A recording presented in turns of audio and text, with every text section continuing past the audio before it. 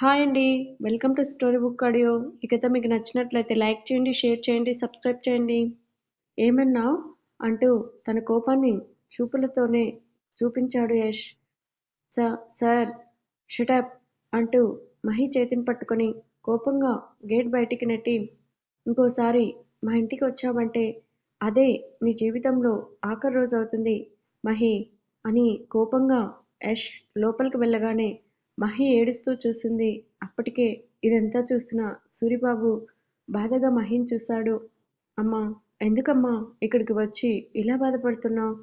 కుటుంబం కోసం బాధపడటంలో తప్పు లేదు కదా బాబాయ్. అమ్మా, నువ్వేం మాట్లాడుతున్నావు? మీ పెద్దయ్య గారి మేనకోడల్ని కదా, అందుకే ఇలా మాట్లాడుతున్నాను అంటూ బాధగా అక్కడికి నుంచి వెళ్ళింది మహి. రూమ్కి వచ్చిన యష్కి ఎంతకీ కోపం తగ్గలేదు. తన తండ్రి పడిన కష్టాలు, బాధలు, తల్లి దూరమైనప్పుడు తన తండ్రి పడిన బాధ అన్నీ గుర్తొచ్చేసరికి మహి మీద విపరీతమైన కోపం వచ్చేసింది యష్కి. నానా అంటూ లోపలికి వచ్చాడు. చిన్ను చిన్ను చిన్ను చిన్ను పిలుపుకి తన కోపాన్ని అంతా చల్లార్చుకొని, ఏంటి నాన్నా, ఇంకా నిద్రపోలేదా? లేదు నాన్నా.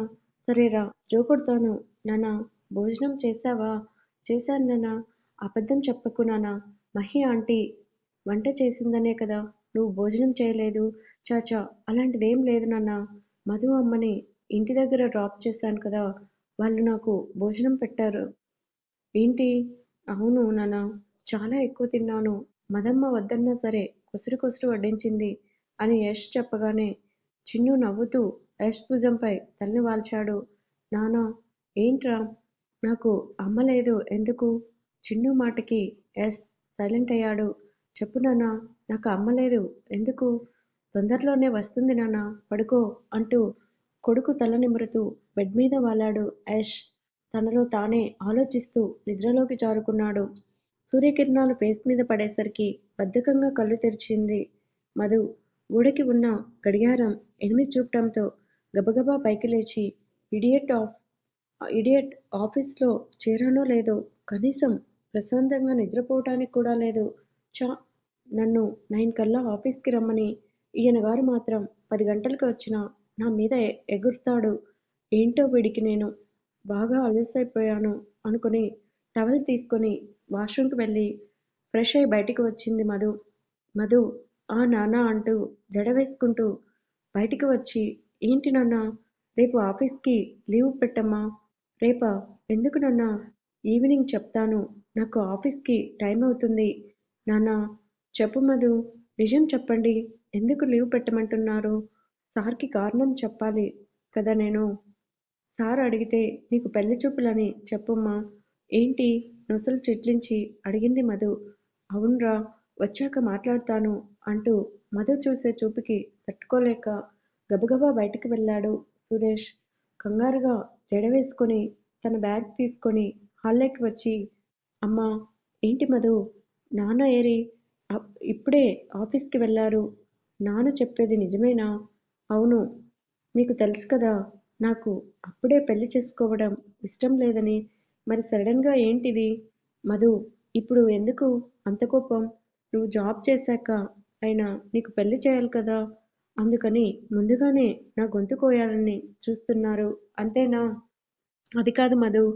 మధుకి నచ్చినది చేయకండి. నాకు అస్సలు పెళ్ళే వద్దు అంటూ కోపంగా బయటకు వెళ్తుంటే, మధు టిఫిన్ చేయవే, చల్లని వార్త చెప్పారు కదా, కడుపు నిండిపోయింది అంటూ కోపంగా ఆఫీస్కి బయలుదేరింది. ఏంటి నాన్న, టైం 9 అయినా ఇంకా కాఫీ తాగకుండా అలానే కూర్చున్నారు? ఏం లేదురా. ఏ నాన్న, బంధుత్వం తలుచుకొని బాధపడుతున్నారా? బాధపడిన టైం వేస్ట్ చేసుకోలేను రా, కానీ మనసులో మాత్రం కొన్ని మాటలు ముళ్ళుల్లా గుచ్చుకుంటుంటే ఎందుకో టైం తెలియటం లేదురా. అది టైం తెలియకపోవటం కాదు నాన్న, బాధని లోపలే దిగమింగుకొని పైకి మాత్రం ఇదిగో ఇలా మాట్లాడి ఏ బాధ లేదని చెప్పుకోవటం, దీన్నే అంటారు నాన్న నరకమని. యశ్వంత్, మీకోసమే కదా నేను బతికేది. మీరే ఇలా ఉంటే నేను ఎలా సంతోషంగా ఉండగలను? అమ్మ ఉండి ఉంటే మనం ఇద్దరం ఇలా ఉండేవాళ్ళం కాదు. మన ఇల్లు ఇలా బోసిగా ఉండేది కాదు కదా నాన్న. యశ్వంత్ అంటూ మహేంద్ర బాధగా చూడగానే టైంకి మందులు వేసుకోండి, టిఫిన్ చేయండి నాన్న, నేను ఆఫీస్కి వెళ్తున్నాను అంటూ యష్ బాధగా బయటికి వచ్చాడు. నాన్న, నేను రెడీ, మీరు టిఫిన్ చేయలేదు, మీరు తినేస్తే నన్ను స్కూల్ దగ్గర డ్రాప్ చేద్దురు గాని నాన్న, బయట తింటాను, నాన్న బయట తింటాడ్రా, పద మనం వెళ్దాం అంటూ చిన్నుని ఎత్తుకొని బయటికి వెళ్ళిన యష్ని చూసి బాధపడ్డారు మహేంద్ర. ఎందుకు అయ్యగారు బాధపడుతున్నారు? నేను బాధగా ఉన్నానని వాడు ఏం తినకుండా ఆఫీస్కి వెళ్ళాడు. ఎప్పుడూ లేనిది మీరిలా బాధగా ఉంటే చిన్నబాబు గారు మాత్రం ఎలా తింటారు బాబూ? వాడి కోసమే కదా నేనున్నది. నన్ను వద్దు అనుకున్న వాళ్ళ కోసం నేను ఎందుకు బాధపడాలిరా? వెళ్ళి టిఫిన్ కాఫీ తీసుకొనిరా. సరే బాబూ. ఆఫీస్కి వచ్చిన యష్ తండ్రి మాటలకి ఆలోచిస్తూ లోపలికి వచ్చాడు. గుడ్ మార్నింగ్ సార్ అంటూ విష్ చేసింది మధు. కానీ ఆ మాటలు పట్టించుకోలేదు. యష్ కామ్గా చైర్లో కూర్చొని తలని వెనక్కి వాల్చాడు. ఏంటి ఇడియట్, వాయిస్ తేడాగా ఉంది. కుదురుగా కూర్చుంటే మంచిది, లేదంటే నాకు పగులుతుంది అనుకొని కామ్గా సోఫాలో కూర్చుంది మధు. మధు, చెప్పండి సార్. ఏం లేదు అంటూ మధుని చూశాడు. ఏమన్నా చెప్పాలా సార్? గంట వరకు ఎవరిని లోపలికి పంపించకు. సరే సార్ అని మధు బయటికి రాగానే, ఏంటి మధు ఎలా వచ్చావు? బాబాయ్ అర్జెంటుగా కాఫీ పెట్టాలి, కొంచెం పక్కకి తప్పుకోండి. ఎవరికి రా కాఫీ? నీకా అంటూ అడిగాడు సత్యం. లేదు బాబాయ్, సార్కి. ఎందుకో మంచి ఫ్రస్ట్రేషన్లో ఉన్నారు. కాఫీ తాగితే సెట్ అయిపోతారు, కాఫీ తాగితే సెట్ అయిపోతారని మీతో చెప్పారా? లేదు బాబాయ్. మరెందుకు ఈ తిక్క పని చేసి ఆయన చేత తిట్టించుకోవటం? సార్ ఏం తిట్టరు బాబాయ్, కాఫీ ఇస్తేనే ఈ టైంలో ఆయన కూల్ అయ్యేది. సార్ నిన్ను ఇడియట్ అనటంలో తప్పు లేదు బాబాయ్. కుదురుగా ఉన్న సింహం కుదురుగా ఉన్న సింహం తోక పట్టుకొని లాగుతానంటున్నావు. నేనెందుకు కాదంటాను మధు. నువ్వు కూడా నా మీద సెటైర్లు వేస్తున్నావా బాబాయ్ అంటూ వేడివేడిగా సెగలు కక్కుతున్న కాఫీ కప్లో వేసి, బాబాయ్ కాఫీ తీసుకోండి.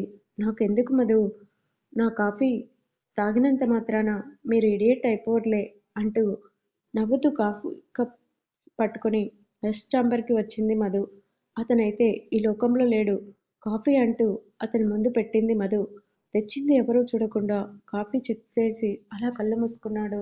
కాసేపు రిలాక్స్ అవ్వండి సార్, ఎక్కువ ఆలోచించి స్ట్రెస్ ఫీల్ అవ్వకండి అంటూ యష్ భుజంపై చేయి వేసి గట్టిగా నొక్కి చెప్పింది మధు. ఆమె చేతిని పట్టుకొని, కాసేపు ఇక్కడే ఉండవా సార్? ప్లీజ్ మధు. "ఉమ్" అంటూ అక్కడే ఉన్న సోఫాలో కూర్చుంది. మధు చేతిలో ఉన్న కాఫీ కప్ పక్కన పెట్టి అమాంతం ఆమె ఒడిలో పడుకున్నాడు యష్. ఊహించని చర్యకి మధు షాక్గా చూసింది.